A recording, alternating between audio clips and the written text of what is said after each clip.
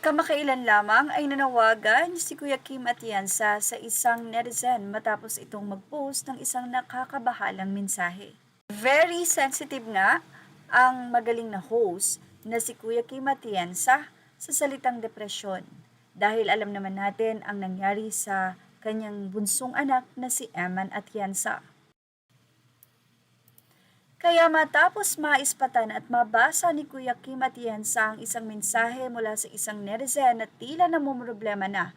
Ang sabi nito, "Mama, Papa, hindi ko na po kaya, sorry po."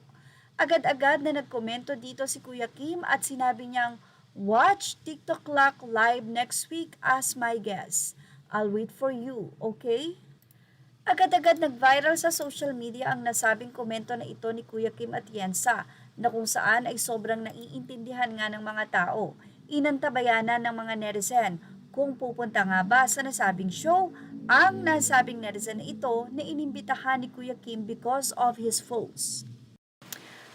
At narito na nga ang naging post ni Kuya Kim Atienza.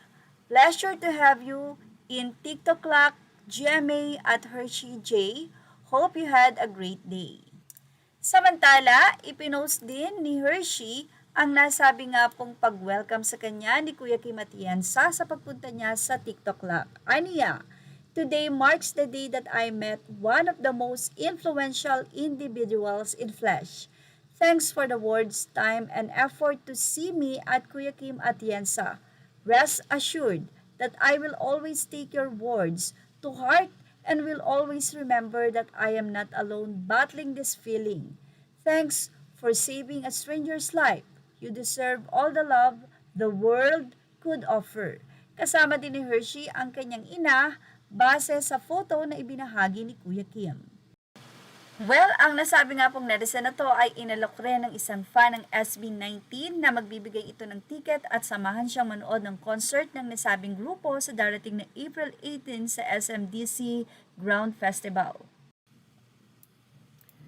Sa ngayon, ang nakaagaw pansin kay Hershey ay ang invitation sa kanya ni Kuya Kim Atienza na talaga namang kapansin-pansin dahil tila si Kuya Kim agad ang nakakita ng kanyang post.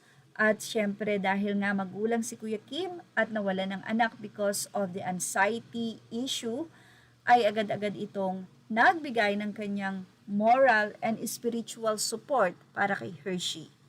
Para naman sa 18 invitation kay Hershey, hindi natin alam kung pauunlakan ito ng nasabi nga pong netizen. Pero importante ang pagtanggap niya ng invitation kay Kuya Kim dahil si Kuya Kim ay isang napakalapit sa Diyos na tao.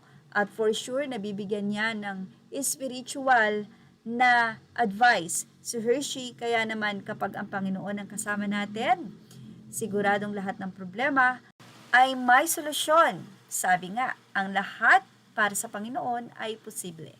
At yan ang ating Showbiz Top Update. Images are all credit to the rightful owners. Thank you for watching.